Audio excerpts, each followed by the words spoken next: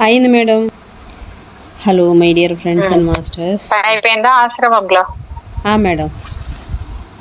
Hello my dear friends and masters, welcome back to our channel oneness vegetarianism. నా పేరు స్వప్నేశ్వరి. ముందుగా మనందరి గురువైన డాక్టర్ బ్రహ్మశ్రీ పితామహ పత్రి సార్కి నా యొక్క అనంతకోటి ఆత్మ ప్రణామాలు.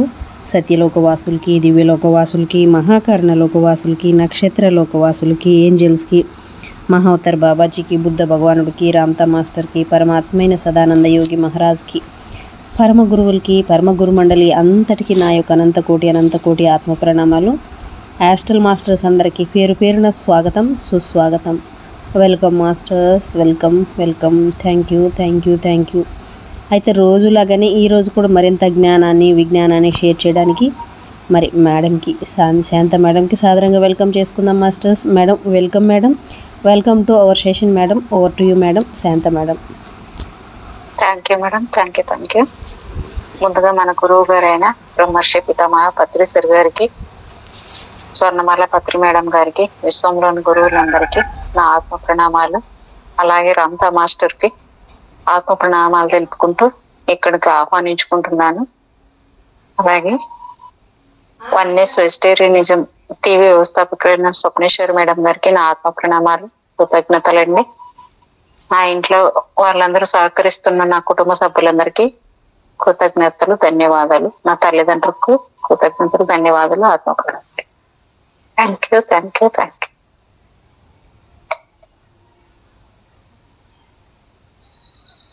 ఈరోజు ఓషో గారి పుస్తకము భయం అనే దాన్ని 3వ భాగం చెప్తున్నానండి.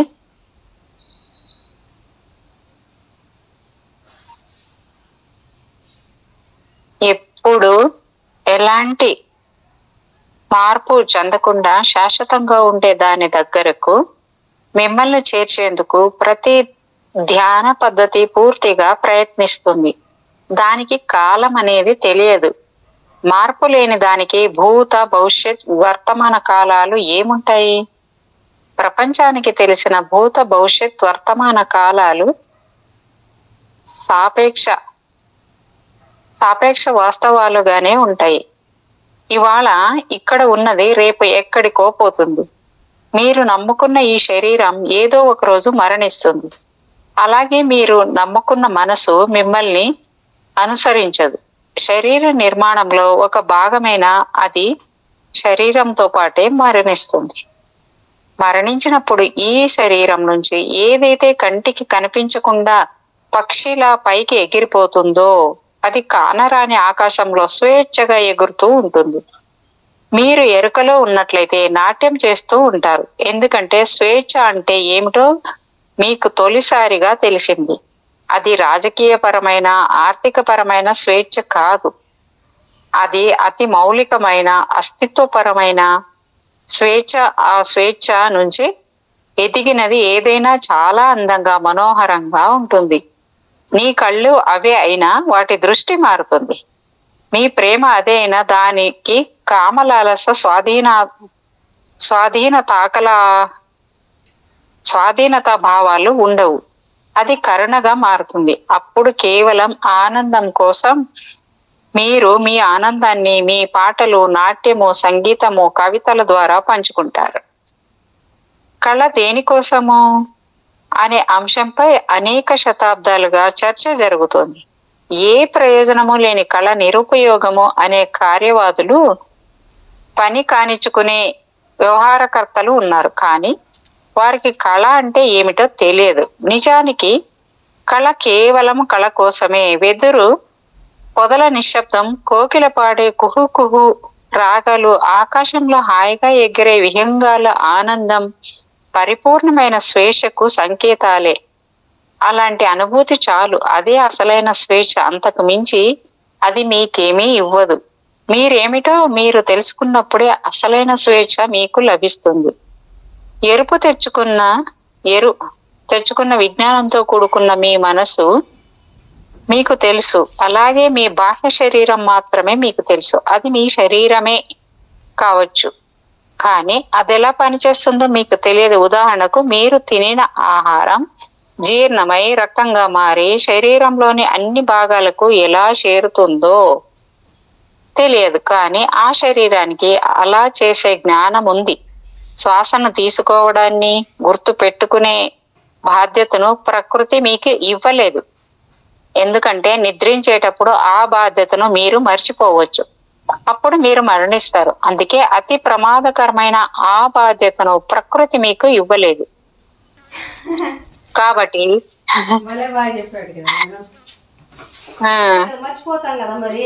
నువ్వు ఇన్నిసార్లు శ్వాస తీసుకో, ఇన్నిసార్లు గుండు కొట్టించుకుంటే ఇంకేమైనా ఉందే మళ్ళా? అలాంటివన్నీ గుర్తు పెట్టుకుంటే ఇంక మనిషి బతికే ఉండడేమో, రోజు భయపడుతూనే చచ్చిపోతాడు. అన్ని వాటంతా అందుకే ఇటుంటే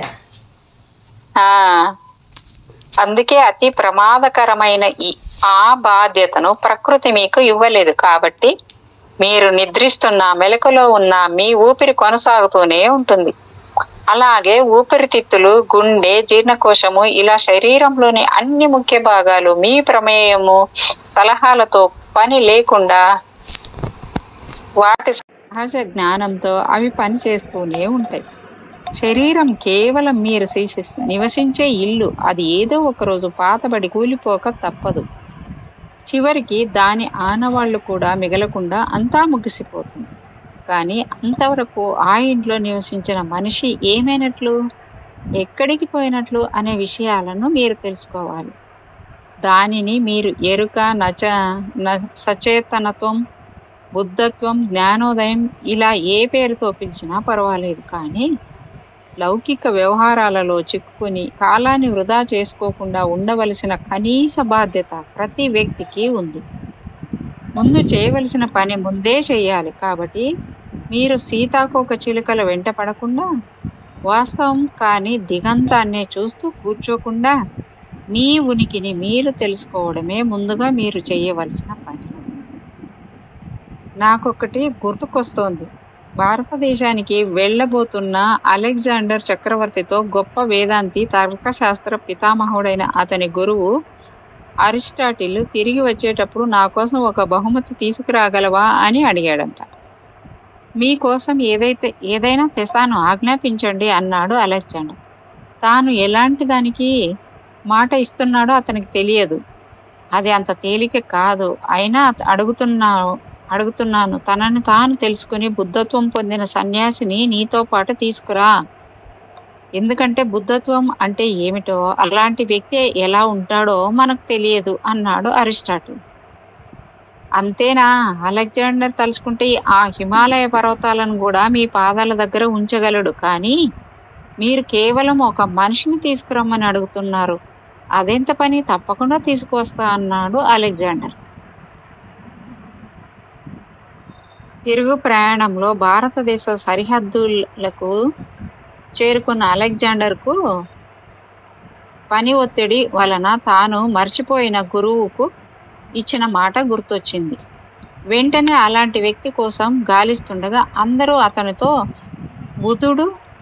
బుద్ధుడు లాంటి వ్యక్తిని గుర్తించడమా కష్టమే, అలాంటి వ్యక్తి మీకు దొరకడము కష్టమే. ఒకవేళ దొరికితే అతనిని మీరు బుద్ధునిగా గుర్తించగలిగితే అతనిని మీతో పాటు తీసుకువెళ్ళాలనే విషయాన్ని మర్చిపోయి మీరే అతని పాదాలపై పడతారు. కాబట్టి ఆ ప్రయత్నం మానుకొని ఇంటికి వెళ్ళండి అన్నారు. అలెగ్జాండర్కు మతిపోయింది. చక్రవర్తినైన నేను బలవంతంగానైనా తీసుకువెళ్ళలేని బుద్ధుడు లాంటి మనిషి ఎలా ఉంటాడబ్బా అనుకుంటున్నా అలెగ్జాండర్ వెంటనే బుద్ధుడు లాంటి మనిషిని వెతికి తీసుకురండి అని సైన్యానికి ఆజ్ఞాపించాడు. అన్ని చోట్ల గాలించి వచ్చిన సైన్యం అలెగ్జాండర్తో, నది ఒడ్డున ఒక దిగంబర సన్యాసి ఉన్నాడు, మాతో పాటు రమ్మంటే రానన్నాడు, పైగా నేను బుద్ధుడనంటున్నాడు అని చెప్పారు. వెంటనే అలెగ్జాండర్ ఆవేశంగా నది ఒడ్డున చేరుకుని అతనిని చూసి నిర్ఘాంతపోయాడు. అలాంటి వ్యక్తిని అతను ఎప్పుడూ చూడలేదు. ఆవేశంలో ఉన్న అలెగ్జాండర్తో ఆ సన్యాసి, ముందు నీ చేతిలో ఖడ్గాన్ని దాని వరలో పెట్టు, ఇక్కడ దాని అవసరం లేదు అన్నాడు. అంతవరకు తనని ఆజ్ఞాపించిన వ్యక్తి ఎవరూ లేరని ఆశ్చర్యపోతున్న అలెగ్జాండర్ అప్రయత్నంగా తన ఖడ్గాన్ని వరలో పెట్టి ఆ సన్యాసితో, నేను అలెగ్జాండర్ చక్రవర్తిని, మా గురువు గారు బుద్ధుడు లాంటి వ్యక్తిని తీసుకురమ్మంటున్నారు. దాని అర్థం ఏమిటో మాకు ఎవరికీ తెలియదు. మీరు బుద్ధుడని మీరే అంటున్నారు కాబట్టి దయచేసి మీరు మాతో రమ్మని ప్రార్థిస్తున్నాను అన్నాడు. వెంటనే ఆ సన్యాసి నవ్వుతూ, బుద్ధుడు ఎలా ఉంటాడో మీ గురువుకు తెలియదంటున్నావు. అలాంటి వాడు గురువు ఎలా అవుతాడు? అయినా బుద్ధుడిని చూడాలనుకున్న వారే బుద్ధుడి దగ్గరకు వెళ్ళాలి గాని బుద్ధుడు ఎవరి దగ్గరకు రాడు. మీకు దాహం వేస్తే మీరే బావి దగ్గరకు వెళ్ళి నీరు తాగాలి గాని మీ దాహం తీర్చడం కోసం బావి మీ దగ్గరకు రాదని మీ గురువుకు చెప్పండి. పైగా నేను అలెగ్జాండర్ చక్రవర్తిని అంటూ గొప్పగా చెప్పుకుంటున్నాను. నువ్వు చాలా అహంకారివి. నీలోని ఆ అహంకారమే నీ బుద్ధత్వాన్ని నువ్వు తెలుసుకోకుండా అడ్డుకుంటుంది. ముందు ఆ అహంకారాన్ని విడిచిపెట్టు. ఈ ప్రపంచాన్ని జయించాలనుకున్న నువ్వు చివరికి సాధించేదేమిటి? త్వరలో నువ్వు మరణిస్తావు. మృత్యువు నువ్వు సాధించినవన్నీ కబళిస్తుంది. ఏదీ నీతో రాదు. చివరికి నిన్ను దిగంబరంగా సమాధి చేశారు. కాబట్టి నేను గొప్ప చక్రవర్తిని అనే అహాన్ని విడిచిపెట్టు. చివరికి అలెగ్జాండర్ అనే పేరు కూడా నీది కాదు అన్నాడు. వెంటనే అలెగ్జాండరు, మీరు నా పేరును కూడా కాదంటున్నారు. అసలు మీ ఉద్దేశం ఏమిటి అన్నాడు ఆ సన్యాసితో. వెంటనే ఆ సన్యాసి, ఎవరు పేరుతో జన్మించరు, పుట్టిన తర్వాతే పేరు పెడతారు. పెట్టిన పేర్లన్నీ తగిలించినవే చీకటిలే, తగిలించిన చీటీలే. సింహంతో తలపడేందుకు రమ్మని మీ గురువుకు చెప్పు. తనలోని ప్రయాణించే శక్తి ఉన్నవారికే బుద్ధత్వం అంటే ఏమిటో, జ్ఞానోదయం అంటే ఏమిటో అర్థమవుతుంది తప్ప కేవలం బుద్ధుడిని కలిసినంత మాత్రాన వాటి గురించి తెలియదు. ఎవరో నీరు తాగితే ఆ దాహం తీరుతుందా అన్నాడు. వెంటనే అలెగ్జాండరు ఆ సన్యాసితో, అనవసరంగా మిమ్మల్ని ఇబ్బంది పెట్టినందుకు నన్ను మన్నించండి. మీ భాష నాకు, నా భాష మీకు అర్థం కాలేదు అని చెప్పి అతని పాదాలకు నమస్కరించి వెళ్ళిపోయాడు. నేటికి పాశ్చాత్యుల మనస్తత్వానికి, అక్కడ మేధావి వర్గాలకు సైతం ప్రాచ్య రహస్యవాదం భాష అర్థం కాలేదన్నది వాస్తవం. అందుకే వారు దానిని పూర్తిగా మర్చిపోయారు. మీరు చాలా ఎరుకతో అప్రమత్తంగా ఉండాలే తప్ప దానిని అపార్థం చేసుకోకూడదు. ఒకప్పుడు ఈ ప్రపంచం అందమైన అన్వేషణకు నిలయమై చక్కని తీర్థయాత్రా స్థలంగా విభిన్న వాతావరణంతో కూడిన మరో ప్రపంచంలా ఉండేది. నేడు అదే ప్రపంచం మారణాయుధాల విపణి వీధిగా, యుద్ధభూమిగా మారింది. ధ్యానం గురించి పట్టించుకునేదెవరు? అది ఎక్కడో దూర తీరాలలో ప్రతిధ్వనిస్తోంది తప్ప మన జీవితాలకు సంబంధించిన విషయంగా ఏమాత్రము కనిపించట్లేదు. దానిని మీ జీవితంలోకి ఆహ్వానించి ఆచరించినప్పుడే అది మీకు అర్థమవుతుంది. అంతవరకు అది మీకు అర్థం కాదు. గౌతమ బుద్ధుని కాలంలో ఒక గ్రామంలో గుడ్డివాడైన ఒక గొప్ప తర్కశాస్త్ర పండితుడు ఉండేవాడు. అంధుడైన అతను కాంతి అనేది లేదని, అది ఉన్నట్లయితే నా చెవులు వినగలవు కాబట్టి దానిని వాటికి వినిపించేలా నాకు స్పర్శ జ్ఞానం ఉంది కాబట్టి నా చేతులు దానిని తాకేలా, ఇలా ఏదో ఒక రకంగా కాంతి ఉన్నట్లు నిరూపించమని తర్కబద్ధంగా వాదించేవాడు. అర్థం లేని అతని వాదనలతో విసిగిపోయిన ఆ గ్రామస్తులకు గౌతమ బుద్ధుడు ఆ గ్రామానికి వచ్చినట్లు తెలిసి సమస్యను అతని ముందు ఉంచి వారి వాదనలు వినేందుకు ఆసక్తిగా ఎదురు చూస్తున్నారు. గౌతమ బుద్ధుడు ఆ పండితునితో ఏమాత్రం వాదించకుండా ఆ గ్రామస్తులతో, ప్రస్తుతం కళ్ళతో సమస్య కానీ కాంతితో కాదు, అతని కళ్ళకు వైద్యం చేస్తే సరిపోతుంది అని చెప్పి ఆ బాధ్యతను తనతో వచ్చిన వైద్యునికి అప్పగించి తన బృందంతో వెళ్ళిపోయాడు. వైద్యుని సహకారంతో ఆ పండితునికి అంధత్వం పోవడంతో ఇద్దరూ కలిసి గౌతమ బుద్ధుడు ఉన్న చోటుకి వెళ్ళి ఆయనను కలిశారు. అంధత్వం పోయిన ఆ పండితుడు పరమానందంతో గౌతమ బుద్ధుని పాదాలపై పడి, నాతో వాదించి నన్ను అవమానించకుండా నాకు వైద్యం చేయించినందుకు చాలా కృతజ్ఞతలు. అసలు సమస్య నా కళ్ళకే కానీ కాంతితో కాదని తెలిసింది అన్నాడు. మీ అంతరాత్మ విషయంలో కూడా వాస్తవం అదే. మీ తెలివితేటలు, మీ వివక్షణ, తర్కబద్ధమైన మీ శాస్త్రీయ పరిజ్ఞానము, మీ పవిత్ర గ్రంథాల కన్నా మీరు కళ్ళు మూసుకొని మీ ఉనికిలోకి నేరుగా చొచ్చుకుపోయి మీ అంతర్గత వాస్తవాన్ని తెలుసుకోవడం అనేదే ముఖ్యమైనది. ఒకసారి అది తెలిస్తే అద్భుతమైన విశ్రాంతి మీకు లభించడంతో పాటు మీ జీవితం తొలిసారిగా ఒక చక్కని నాట్యం అవుతుంది. చివరికి మృత్యువు కూడా మిమ్మల్ని ఏమాత్రము బాధించదు. సముద్రం గురించి చాలా గొప్పగా చెప్పడం విన్నాను, కానీ ఇంతవరకు నేను దానిని చూడలేదు అంది చేపపిల్ల పెద్ద చేపతో. సముద్రంలోని కెరటాల మాదిరిగానే మనం సముద్రంలోనే ఉన్నాం. మనం ఉంటున్నదే సముద్రం. మనం అందులోనే పుట్టి, అందులోనే పెరిగి, అందులోనే కలిసిపోతాం అంది పెద్ద చేప. పక్షుల విషయంలో కూడా వాస్తవం అదే. అవి జీవితమంతా ఆకాశంలోనే ఎగురుతాయి. అయినా ఆకాశం గురించి వాటికి ఏమీ తెలియదు. ఇవన్నీ లాంఛనప్రాయంగా చెప్పే మాటలే అయినా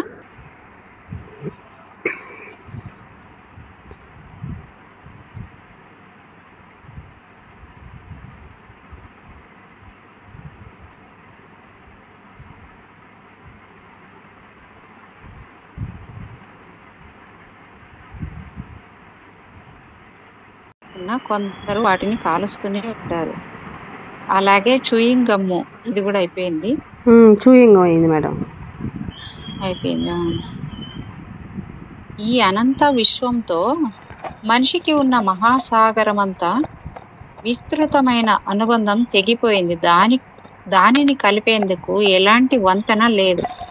అందుకే మనిషి అలాంటి పిచ్చి పనులు చేస్తున్నాడు. 3000 సంవత్సరాలలో 5000 యుద్ధాలు జరిగాయి. మీరు నమ్మలేరు, కానీ మనం ఇక్కడ ఉన్నది ఒకరినొకరు చంపుకునేందుకు అణ్వాయుధాలే అందుకు ప్రత్యక్ష సాక్ష్యం. మానవాళి సంపదలో 70% యుద్ధాలు చేసేందుకే ఖర్చు అవుతోంది. రోజుకు కనీసం 2 సార్లైనా తమ ప్రజలకు తిండి పెట్టలేని పేద దేశాలు కూడా మారణాయుధాలు కొనేందుకు, తయారు చేసేందుకు తమ సంపదలో 70% వృధాగా ఖర్చు చేస్తున్నాయి. అభివృద్ధి చెందిన దేశాలలో ఒకటైన జర్మనీ దేశము కూడా మహామూర్ఖుడు, పిచ్చివాడైన అడాల్ఫ్ హిట్లరు చేతిలో పడి అతని భావజాలానికి బలి అయినదే.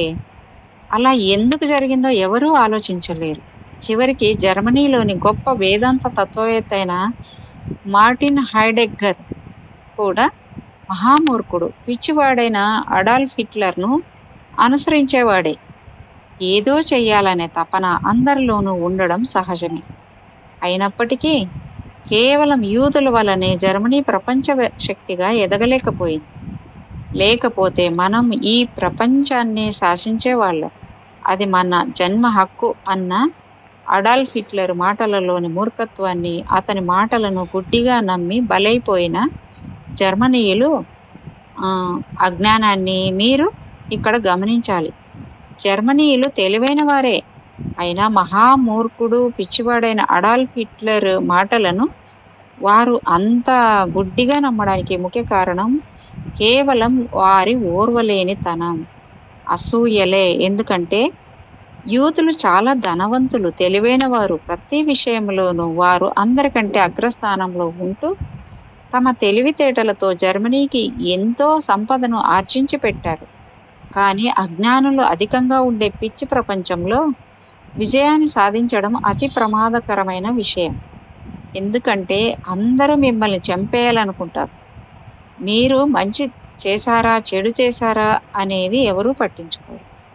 అందుకే జర్మనీయులు ఎంత తెలివైన వారైనా యూదుల విషయంలో వారి ఓర్వలేనితనాన్ని గమనించిన అడాల్ఫ్ హిట్లరు తన మాయమాటలతో వారిలో ద్వేషాగ్ని రగిలించి వారు జంతువుల్లా గుడ్డిగా తమ మాటలను వినేలా చేసుకోగలిగాడు. నేడు అధికార రోగగ్రస్తులైన రాజకీయ నాయకుల చేతుల్లో ఉన్న అత్యంత ఆధునిక మారణాయుధాల ముందు ఆనాడు యుద్ధంలో అడాల్ఫ్ హిట్లర్ ఉపయోగించిన ఆయుధాలు కేవలం ఆటబొమ్మల్లాంటివి. ఆరోగ్యవంతుడు ప్రేమించాలనుకుంటాడే గాని అధికారం చెలాయిస్తూ ఎవరిని స్వాధీనం చేసుకోవాలనుకోడు. అతను ఎక్కడా జీవితంలో ఆనందంగా ఉంటాడే కానీ ఓట్ల కోసం ఎవరిని అడుక్కోడు. ఆత్మన్యూనత భావంతో అవస్థపడుతున్న వారే తాము గొప్పవారమని ఇతరులకు నిరూపించేందుకు అధికారం కోసం ఆరాటపడతారు. అసలైన ఉత్తముడు అధికారం గురించి ఏమాత్రము పట్టించుకోడు. తన భిన్నత్వం తనకు తెలుసు కాబట్టి అతను ఎప్పుడు ఔన్నత్యంతోనే జీవిస్తాడు. అతను తన మాటలలో, పాటలో, సంగీతంలో, కవితలో, చిత్రాలలో తన ఔన్నత్యాన్ని చూపిస్తూ జీవిస్తాడు. కేవలం అధములే రాజకీయాల కోసం ఆరాటపడతారు. మీ బుద్ధత్వము మీకు తెలిసినా తెలియకపోయినా ఏమాత్రం బాధపడకండి. రావలసిన సమయంలో అదే వస్తుంది. అంతవరకు మీరు ఎలాంటి కోరిక లేకుండా తెలివిగా నిరీక్షించండి. ఆ నిరీక్షణను పరమానందాన్నిచ్చే నిశ్శబ్దంగా మార్చండి. అప్పుడు మీ జన్మ హక్కైన బుద్ధత్వం మీకు ఏదో ఒక రోజు తప్పక సిద్ధిస్తుంది. పువ్వులు వికసించకుండా, పక్షులు ఎగరకుండా, కోకిల పాడకుండా ఎవరూ ఆపలేరు. మీ బుద్ధత్వాన్ని మీరే అడ్డుకుంటున్నారు తప్ప ఇతరులెవ్వరూ ఆపట్లేదు. తుది మొదలు లేని మీ అంతరంగ ప్రపంచం శాశ్వతమైన యాత్రా స్థలం. అక్కడ మృత్యు ఉండదు. ఒకవేళ మీరు అక్కడికి వెళ్తే శాశ్వతత్వం మీకు లభిస్తుంది. అది మీ ప్రయత్నంతో పని లేకుండా, నియమనిష్టలతో, మిమ్మల్ని ఏమాత్రం హింసించకుండా అకస్మాత్తుగా మిమ్మల్ని సమూలంగా మార్చేస్తుంది. మీరు నిద్రలో ఉన్నారు. ఆ ఒక్క చిన్న లోపం తప్ప మీరు ఎలా ఉండాలనుకున్నారో అలాగే ఉన్నారు. నిద్ర నుంచి లేవండి. మెలకువలో మీరు ఎప్పుడూ బుద్ధులే. వాస్తవానికి నిద్రలో కూడా మీరు బుద్ధులే. కానీ మీరు నిద్రిస్తున్నారు కాబట్టి ఆ విషయము మీకు తెలియదు. కొందరు నిద్రపోతూ ఉంటారు, మరికొందరు గురక పెడుతూ ఉంటారు. కొందరు స్త్రీ వెంటబడితే మరికొందరు ఏదో ఒక పిచ్చి పని చేస్తూ ఉంటారు. అయినా బుద్ధులు ఎప్పుడు బుద్ధులే. ఒకవేళ మీరు సిగరెట్ కాలుస్తున్నా మీరు కాదలుచుకున్నది కోల్పోయినట్లు కాదు. అది కేవలం మీరు నిద్రిస్తున్నట్లు తెలుపుతోంది. అంతే. మీరు మీలో స్థిరపడి హాయిగా విశ్రాంతి తీసుకుంటూ ఉంటే మీ మూలాధారం మీకు మళ్ళీ లభిస్తుంది.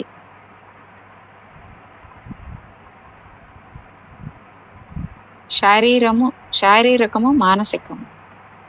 చాలా బ్లర్గా వచ్చింది మేడం. ఒక 2-3 పేజీలు.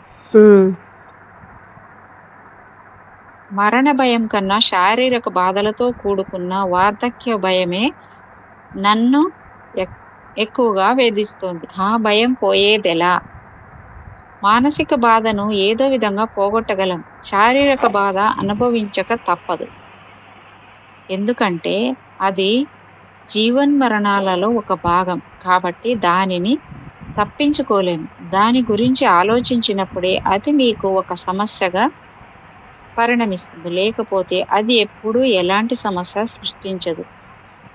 వార్ధక్యం గురించి ఆలోచించినప్పుడే మీరు భయపడతారు. వృద్ధులు ఎప్పుడూ భయపడరు. ఎందుకంటే వారు వృద్ధులైపోయారు. కాబట్టి వార్ధక్యం గురించి వారు ఎప్పుడూ ఆలోచించరు. అలాగే రోగం గురించి ఆలోచించినప్పుడే దాని గురించి మీకు భయం వేస్తుంది. కానీ అది మీకు రాగానే దాని భయం పోతుంది. ఎందుకంటే అదేమిటో మీకు తెలిసింది కాబట్టి. భయం అనేది ఎప్పుడు మానసిక సమస్యే. శారీరక బాధ జీవితంలోని భాగం. దాని గురించి ఆలోచించడం ప్రారంభించగానే అది మానసిక బాధగా పరిణమిస్తుంది. మరణం గురించి ఆలోచించగానే మీకు భయం వేస్తుంది. కానీ మృత్యు వచ్చినప్పుడు మీకు ఎలాంటి భయము ఉండదు. కాబట్టి భయం అనేది ఎప్పుడు భవిష్యత్తులో జరిగే దాని గురించే ఉంటుంది తప్ప వర్తమానంలో అది ఎప్పుడూ ఉండదు. ఉదాహరణకు యుద్ధానికి సిద్ధంగా ఉండు అని సైనికునికి చెప్పగానే యుద్ధ భయం వల్ల అతనికి దడ వణుకు పుడుతుంది. ఆ రాత్రి నుంచి అతనికి నిద్ర పట్టదు. ఒకవేళ నిద్రపోయినా పీడకలలు అతను వేధిస్తూ ఉంటాయి. కానీ ఒకసారి యుద్ధరంగంలోకి అడుగు పెట్టగానే తూటాలు పక్క నుంచి పోతున్నా, బాంబులు పక్కనే పడుతున్నా అతనికి ఎలాంటి భయము ఉండదు. ఎందుకంటే వాటి గురించి అతను ఏమాత్రము ఆలోచించడు కాబట్టి. భయం గురించి ఆలోచించినప్పుడే అది మీకు ఒక సమస్యగా పరిణమిస్తుంది. లేకపోతే అది ఎప్పుడూ ఎలాంటి సమస్యను సృష్టించదు. వాస్తవం ఎప్పుడూ ఒక సమస్యగా ఉండదు. దాని గురించిన మీ భావనలే మీకు సమస్య సృష్టిస్తాయి. కాబట్టి మానసిక బాధను తొలగించుకోగలిగితే ఎలాంటి సమస్యలు ఉండవు అనే విషయాన్ని ముందుగా మీరు తెలుసుకోవాలి. గతానికి భవిష్యత్తుకు సంబంధించినవే తప్ప వర్తమానానికి సంబంధించినది కాదు. మనసు ఎప్పుడూ గతంలోనో భవిష్యత్తులోనో ఉంటుంది తప్ప వర్తమానంలో ఉండదు. అలాగే వాస్తవం ఎప్పుడూ వర్తమానంలోనే ఉంటుంది తప్ప గతంలోనూ భవిష్యత్తులోనూ ఉండదు. నిజానికి మనసు వాస్తవాలు ఒకదానికొకటి ఎప్పుడూ ఎదురుపడవు. అందుకే మనసుకు వాస్తవానికి మనసు ఎప్పుడూ తెలియదు. ఒక చిన్న కథ ఇక్కడ. దేవుని దగ్గరకు అసూయ పడుతూ వచ్చిన చీకటి, మీ సూర్యునికి నేను ఏ ద్రోహం చెయ్యకపోయినా అతను నన్ను వెంటాడి తరిమి వేధిస్తున్నాడు. ఇది మరీ అన్యాయము. ఏ మాత్రం విశ్రాంతి లేకుండా నేను అలా ఎంత దూరం పరిగెత్తాలి? కాస్త విశ్రాంతి తీసుకుందామని నేను ఎక్కడికి వెళ్ళినా అతను అక్కడ ప్రత్యక్షమై నన్ను తరుముతున్నాడు. చాలయ్యా చాలు, ఇక నా వల్ల కాదు. నన్ను రక్షించి నాకు న్యాయం చేస్తావని నీ దగ్గరకు వచ్చాను అంది. చీకటి చేసిన ఫిర్యాదును సమంజసంగానే ఉందని భావించిన దేవుడు సూర్యుని పిలిచి, నువ్వెందుకు చీకటి వెంటబడి ఆమెను తరిమి వేధిస్తున్నావు? ఆమె నీకు చేసిన అపరాధం ఏమిటి అని అడిగాడంట. చీకటి ఎవరో నాకు తెలియదు. ఇంతవరకు నేను ఆమెను చూడలేదు, వెంటాడి వేధించలేదు. ఆమె గురించి నేను ఇప్పుడే వింటున్నాను. కావాలంటే ఆమెను పిలిచి నా ముందు నిలబెట్టి అడగండి, అప్పుడు నిజం మీకే తెలుస్తుంది అన్నాడు సూర్యుడు ఆ దేవునితో. కానీ ఆ దేవుడు కూడా చీకటిని సూర్యుని ముందు నిలబెట్టలేకపోయాడు. ఎందుకంటే చీకటి ఉన్న చోట సూర్యుడు ఉండడం, సూర్యుడు ఉన్న చోట చీకటి ఉండడం అసాధ్యం. అందుకే చీకటి ఫిర్యాదు నేటికి న్యాయం కోసం అలా నిరీక్షిస్తూనే ఉంది. మనసు వాస్తవాల అనుబంధం కూడా సరిగ్గా అలాంటిదే. మనస్తత్వమే అసలు సమస్య. వాస్తవం ఎప్పటికీ ఒక సమస్యే కాదు. ముందు మీరు మీ అహానికి సంబంధించిన మానసిక సమస్యల నుంచి బయటపడండి. ఒకసారి మీరు ఈ అస్తిత్వంలో భాగమని తెలుసుకున్న వెంటనే ఉషోదయ కాంతిలో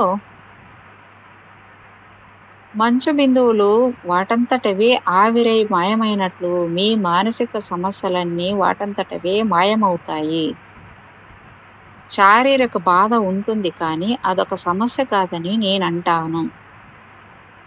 మీ కాలు విరిగితే విరిగింది, నిజానికి అదొక సమస్యే కాదు. ఒకవేళ కాలు విరిగితే నా గతేమిటి, అలా విరగకుండా ఉండేందుకు నేనేం చెయ్యాలి అని మీరు తెగ ఆలోచించడమే అసలుతనం. అలాంటి విషయాల గురించి భయపడితే మీరు బతకలేరు. ఎందుకంటే మీ కాళ్ళు విరిగినట్లే మీ కళ్ళు పోవచ్చు, మీ మెడ విరగొచ్చు, క్యాన్సరు, క్షయ వంటి రోగాలు వచ్చి మీరు చనిపోవచ్చు. అలాంటివి చాలా ఉంటాయి. అందరికీ జరిగినట్లుగానే వాటిలో ఏదైనా మీకు జరిగే అవకాశం ఉంది. అలాంటి కష్టాల గురించి ఎక్కువగా ఆలోచించి భయపడితే మీరు ఏమాత్రం బతకలేరు. ఎందుకంటే మనిషికి ఎలాంటి ప్రమాదమైనా జరిగే అవకాశం ఉంది. ఉదాహరణకు, మీరు బయటకు వెళ్ళగానే మిమ్మల్ని కారు గుద్ది మీరు చనిపోవచ్చు. అలాగని మీరు బయటకు వెళ్ళొద్దని నేను చెప్పట్లేదు. మీరు బయటకు వెళ్లకుండా ఇంట్లోనే కూర్చున్న పైకప్పు కూలి మీరు చనిపోవచ్చు. కాబట్టి మిమ్మల్ని మీరు పూర్తిగా రక్షించుకునే మార్గమే లేదు. మీకు తెలుసా, 97% మంది ప్రజలు మంచంపై నిద్రిస్తున్నప్పుడే చనిపోయారు. కాబట్టి అతి ప్రమాదకరమైన ప్రదేశము, సాధ్యమైనంత వరకు దానిపై పడుకోకండి. అయితే అలా మీరు ప్రతిదానికి ఎప్పుడూ భయపడుతూనే ఉంటే ఎప్పటికీ మీరు హాయిగా జీవించలేరు. ఆ పైన మీ ఇష్టం. మానసిక సమస్యలే అసలైన సమస్యలు. మృత్యు భయము వల్ల పక్షవాతం కూడా రావచ్చు. కేవలం మీలో ఉన్న భయమే అందుకు కారణం. కానీ వాస్తవంతో దానికి ఎలాంటి సంబంధము లేదు. గుడ్డివాడు చక్కగా రోడ్డు దాటడాన్ని మీరు చూసే ఉంటారు. వాడికి గుడ్డితనంతో అలాంటి సమస్య లేదు. అలాగే కాళ్ళు చేతులు లేని బిచ్చగాళ్ళు కూడా సరదాగా కబుర్లు చెప్పుకుంటూ, పాటలు పాడుకుంటూ అడుక్కోవడం మీరు చూసే ఉంటారు. కాబట్టి పరిశీలిస్తే జీవితం ఎలా ఉన్నా అది ఎప్పటికీ ఒక సమస్య కాదనే తెలుస్తుంది. వాస్తవానికి అనుగుణంగా మారే అద్భుతమైన శక్తి మనలో ఉంది. కానీ భవిష్యత్తుకు అనుగుణంగానే మారే శక్తి మనకు లేదు. భవిష్యత్తులో హాయిగా ఉండాలనే ఉద్దేశంతో మిమ్మల్ని మీరు రక్షించుకునేందుకు చేసే ప్రయత్నంలో అనేక సమస్యలు ఎదురవడంతో మీరు గందరగోళంలో పడిపోతారు. చివరికి మీరు విషం తాగి ఆత్మహత్య చేసుకున్నా చావకపోవచ్చు. అది నిజమే. ఎందుకంటే ఆ విషయం పని చేయకపోవచ్చు. అలా ప్రతిదీ మీకు ఏదో ఒక సమస్యను సృష్టిస్తుంది. ఆత్మహత్య చేసుకునేందుకు వెళ్తున్నానని దారిలో ఎదురైన జ్యోతిష్కునితో చెప్పాడు ముల్లా నసరుద్దీన్. మీ చేయి చూపిస్తే జాతకం ఎలా ఉందో చెప్తాను అన్నాడు జ్యోతిష్యుడు. కాసేపట్లో చావబోతుంటే జాతకంతో పనేముందండి అన్నాడు ముల్లా నసరుద్దీన్. మీ ప్రయత్నం ఫలిస్తుందో లేదో చెప్తాను అన్నాడు జ్యోతిష్యుడు. ఆత్మహత్య కావచ్చు, మరణం కావచ్చు, భవిష్యత్తు ఎలా ఉంటుందో మీరు ఖచ్చితంగా చెప్పలేరు. ఏదైనా జరగవచ్చు, ఏదీ జరగకపోవచ్చు. అంత సంక్లిష్టంగా ఉంటుంది జీవితం. కాబట్టి దాని గురించి చెప్పేదేముంటుంది? భయపడడం మీ మనస్తత్వం. ఆ భయాన్ని పోగొట్టేందుకు మీరు ఏదో ఒకటి చెయ్యాలి. నన్ను మీరు సరిగా అర్థం చేసుకుంటే మనసుతో పని లేకుండా వాస్తవాన్ని తెలుసుకునేందుకు ధ్యానం ఒక్కటే అసలైన మార్గమని మీకు తెలుస్తుంది. మనసు వాస్తవాన్ని వక్రీకరించి కలుషితం చేస్తుంది. కాబట్టి మనసు మాట ఏమాత్రం వినకుండా వెంటనే నేరుగా వాస్తవాన్ని ముఖాముఖి దర్శించండి. అప్పుడు ఎలాంటి సమస్య ఉండదు. వాస్తవం ఎప్పుడూ ఎవరికీ అలాంటి సమస్య సృష్టించదు. ఏ సమస్యకైనా కాస్త జాగా అవసరం. వర్తమాన క్షణంలో ప్రతిదీ జరిగిపోతూ ఉంటుంది. దేనికి స్థానం ఉండదు. ఆలోచించే సమయమూ ఉండదు. మీరు గతం గురించి, భవిష్యత్తు గురించి ఆలోచించగలరు. ఎందుకంటే కాలం అనే దూరం ఉంది. నిజానికి మనం దుఃఖించేందుకే భూత భవిష్యత్ కాలాలు సృష్టించబడ్డాయి. ఎందుకంటే వాటికే కాలం అనే జాగా ఉంది. మీకు ఎంత ఎక్కువ జాగా ఉంటే అంత ఎక్కువ దుఃఖం అన్నమాట. భారతీయ సంస్కృతి మాదిరి సంస్కృతులలో జీవించే ప్రజలు చాలా ఎక్కువగా దుఃఖిస్తారు. ఎందుకంటే వారు పునర్జన్మలో ఏమి జరుగుతుంది అనే దాని గురించి, ఇంకా ఆ తర్వాత వచ్చే అనేక జన్మల గురించి చాలా ఎక్కువగా ఆలోచిస్తారు. ఒక వ్యక్తి ఏదైనా పని చేస్తున్నప్పుడు వర్తమానంలో ఆ పనికి సంబంధించిన పరిణామాలు ఎలా ఉంటాయో ఆలోచించకుండా తర్వాత వచ్చే జన్మ కోసం ఇప్పుడు నేనేం చేయాలి అని ఆలోచిస్తూ ఉంటాడు. అందువల్ల అతనికి దుఃఖం మరింత ఎక్కువ అవుతుంది. ముఖ్యంగా భారతీయ సంస్కృతిలో జీవించే వ్యక్తికి భవిష్యత్తు అనే జాగా ఎక్కువగా ఉంటుంది. దానిని అతను అనేక సమస్యలతో నింపేస్తాడు. దుఃఖించడం ఒక్కటే ఆ జాగా నింపే ఏకైక మార్గం. శారీరక బాధ ఉన్నప్పుడు ఉంటుంది, లేనప్పుడు ఉండదు. అది ఒక సమస్యే కాదు. మీకు కావలసిన ఎక్కడ ఉండాలో అక్కడ లేనప్పుడు, అలాగే మీరు ఏది ఉండకూడదనుకుంటారో అది అక్కడ ఉన్నప్పుడు సమస్య మొదలవుతుంది. అలాంటి సమస్యలు ఎప్పుడూ మానసికమైనవే అని అక్కడ అలా ఎందుకున్నాయో చెప్పేందుకు ఎవరూ లేరు. ఎన్ని వివరణలు ఇచ్చినా అవి అసలైన సమాధానం. ఏవో సమాధానాలు చెప్పడం చాలా సులభం. సుఖాలున్న చోటే బాధలుంటాయి. బాధ లేని సుఖం ఉండదు. ఎలాంటి బాధలు లేని జీవితం మీరు కావాలనుకుంటే ఎలాంటి సుఖాలు లేని జీవితము మీరు జీవించవలసి వస్తుంది. ఎందుకంటే సుఖ దుఃఖాలు ఎప్పుడూ కలిసే ఉంటాయి. వాటిలో ఏది వద్దనుకున్నా రెండవది ఉండదు. ఎందుకంటే అవి ఎప్పుడూ విడివిడిగా ఉండవు. వాటిని విడగొట్టడం అసాధ్యం. కానీ వాటిని ఏదో విధంగా విడగొట్టి ఎలాంటి బాధలు పడకుండా ప్రాపంచిక సుఖాలన్నింటినీ అనుభవించాలని మనిషి అనేక శతాబ్దాలుగా ప్రయత్నిస్తూనే ఉన్నాడు. కానీ అది అసంభవం. మీకు అనేక సుఖాలుంటే అనేక బాధలు ఉంటాయి. శిఖరం ఎంత ఎత్తుగా ఉంటే దాని పక్కనే ఉన్న లోయ అంత లోతుగా ఉంటుంది. మీరు లోయలు లేని శిఖరాలను ఆశిస్తే కుదరదు. శిఖరాలు ఉన్న చోట లోయలు తప్పకుండా ఉంటాయి. ఎందుకంటే అవి రెండు కలిసే ఉంటాయి. మీరు బాధలు లేని సుఖాలనే కోరుకుంటారు. ఉదాహరణకు, మీరు ఒక స్త్రీని లేదా పురుషుణ్ణి ప్రేమిస్తారు. ఆమె మీతో ఉన్నప్పుడు మీరు చాలా ఖుషీగా ఉంటారు. అదే నిజమైతే ఆమె వెళ్ళిపోయినప్పుడు మీకు తప్పదు. మీరు నిజంగా ఆ బాధ వద్దనుకుంటే ఆమెతో ఉన్నప్పుడు మీకు లభించే ఆనందాన్ని మీరు వదులుకోవలసిందే. అంటే ఆమె మీతో ఉన్నప్పుడు ఖుషిగా ఉండకండి. అప్పుడు ఆమె వెళ్ళిపోయినా మీకు బాధ కలగదు. ఎవరైనా మిమ్మల్ని మెచ్చుకున్నప్పుడు మీకు సంతోషం కలిగినట్లుగానే అవమానిస్తే బాధ కలుగుతుంది. కాబట్టి బాధను తప్పించుకోవాలంటే సుఖాన్ని వదులుకోవాలి. మరణాన్ని తప్పించుకోవాలంటే జీవితాన్ని వదులుకోవాలి. అంటే మరణానికి ముందే మీరు చనిపోయినట్లు. అలా చేయడంలో అర్థమేముంది? మీకు నిజంగా పూర్తి రక్షణ కావాలంటే హాయిగా మీరు మీ సమాధిలో పడుకొని గాలి పీల్చడం ఆపేసి ఆత్మహత్య చేసుకోండి. అప్పుడు ఎలాంటి బాధ ఉండదు. కాబట్టి బాధలు లేని సుఖాలు ఉండవని తెలుసుకోండి.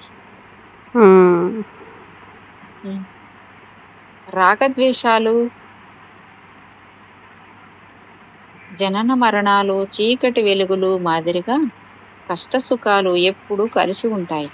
ప్రేమ ఉన్న చోట ద్వేషము ఉంటుంది. అది సహజం.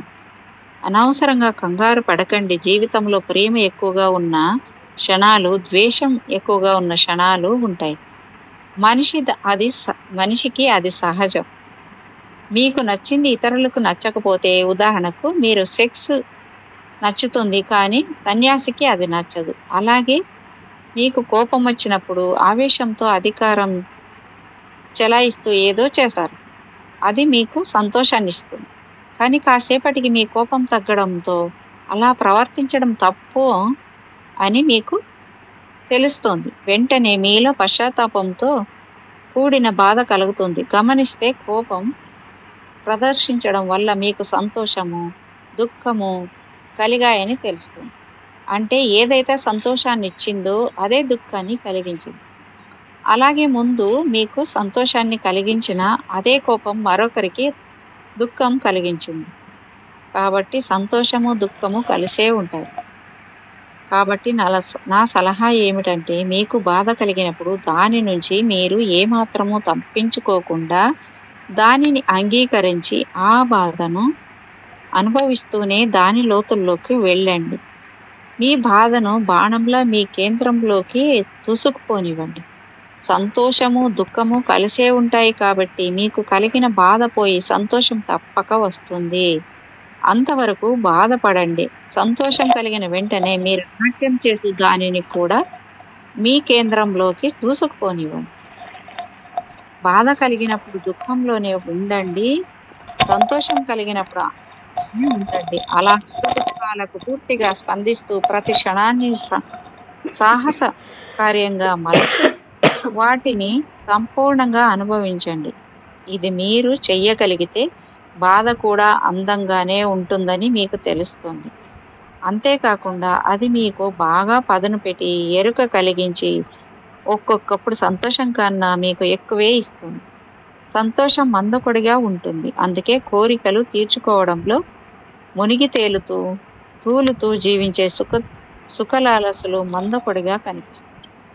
వారిలో మీకు ఎక్కడ గాంభీర్యం కనిపించదు.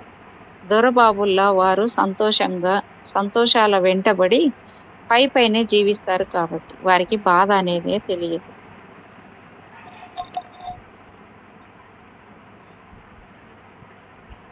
మేడం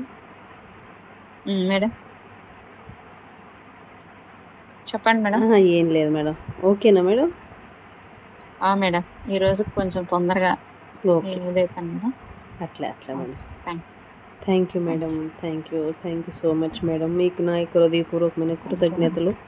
మరొక్కసారి మనందరి గురువు అయిన జగద్గురువుకి, పరమగురువులకి, పరమగురు మండలి అంతటికీ నా యొక్క అనంత కోటి ఆత్మ ప్రణామాలు. Thank you so much madam. Thank you masters. Thank you. Thank you.